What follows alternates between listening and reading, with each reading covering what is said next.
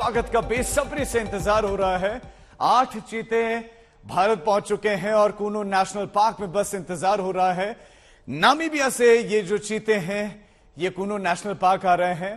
प्रधानमंत्री नरेंद्र मोदी भी पहुंचने वाले हैं कुछ ही देर बाद। तो जबरदस्त तैयारियां हैं, लोग बेसब्री से इंतजार कर रहे हैं चीतों का भी।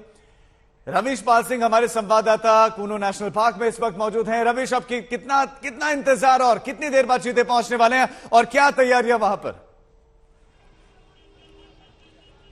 बिल्कुल, अंदर अब देखिए चिनूक हेलीकॉप्टर तो लैंड कर चुका है। अभी और हेलीकॉप्टर आने हैं, जिसके बाद जब प्रधानमंत्री नरेंद्र मोदी यहां आ जाएंगे तो फिर लीवर का बटन दबा करके जो चीते हैं उन्हें बाड़े में छोड़ दिया जाएगा। सेफ कस्टडी रहेगी, सॉफ्ट एक तरीके देखा जाए सॉफ्ट रिलीज इस पूरी प्रक्रिया को नाम दिया गया है। और क्योंकि अब जैसे जैसे इंतजार की घड़ियां खत्म होने वाली हैं और वो समय नजदीक आ गया जिसका सब इंतजार कर रहे थे, तो जो एक तरीके से देखा जाए तो मध्य प्रदेश में कूनो में खास तौर से हलचल बढ़ती जा रही है। हमारे साथ विश्वास सारंग मौजूद है, यहाँ पे चिकित्सा शिक्षा मंत्री है मध्य प्रदेश के, जो भोपाल से यहाँ पे इस पल का साक्षी बनने खुद पहुंचे हैं। हालांकि सभी मंत्रियों को जिम्मेदारी दी गई थी और यहाँ पे अगर देखा जाए तो विश्वास सारंग खुद मौजूद है। ये बताएं आप लोग की कैसे आप देखते हैं, क्योंकि आप भोपाल से यहाँ पहुंचे हैं देखने के लिए। निश्चित रूप से बहुत बड़ी उपलब्धि है। आज माननीय प्रधानमंत्री जी के जन्म दिवस पर वो मध्य प्रदेश पधार रहे हैं और बड़ी बात है कि वो चीतों की सौगात दे रहे हैं।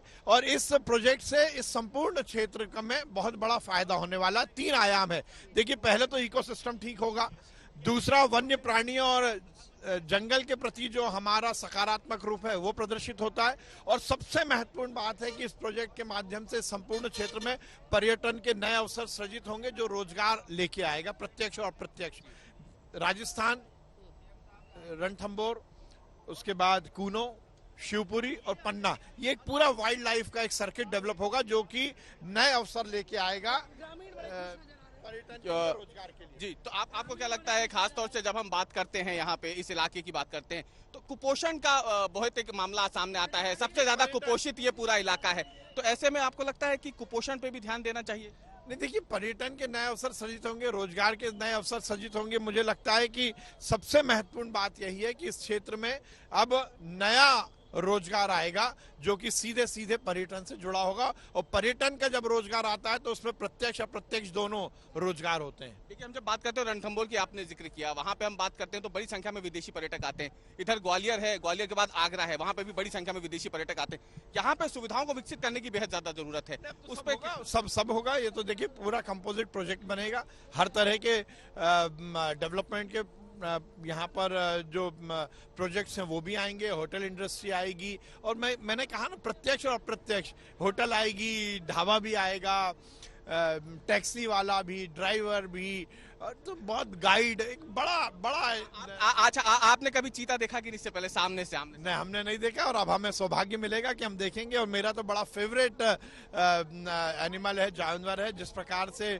उसकी फुर्ती है, इस पृथ्वी का सबसे तेज दौड़ने वाला वो जानवर है। टाइगर स्टेट, लेपर्ड स्टेट, अब चीता स्टेट। निश्चित रूप से ये हम सबके लिए बहुत सौभाग्य की बात है। तो ये विश्वास सारंग चिकित्सा शिक्षा मंत्री हैं, भोपाल से खास तौर से इस पल का साक्षी बनने यहाँ पहुंचे हैं। और जैसे कि बता रहे हैं कि एक तरफ इकोसिस्टम की जब बात करते हैं तो उस पर तो काम होगा ही, लेकिन खास तौर से पर्यटन के अपार संभावनाएं जो हैं वो इस पूरे इलाके में बनेंगी। जैसा कि ये पूरा इलाका अब इस तरीके, इस वक्त आज की तारीख में कूनो जो है दुनिया भर में लोग इसका नाम ले रहे हैं। बिल्कुल रमेश, बेहद उत्साहित है, वो बहुत उत्साहित हैं चीतों के आने से, क्योंकि उनको लगता है कि इससे रोजगार को बढ़ावा मिलेगा। बड़ी संख्या में जो इंडस्ट्रीज हैं वो यहाँ पर लगेगी, होटल इंडस्ट्रीज, गाइड, तो सभी लोग आएंगे।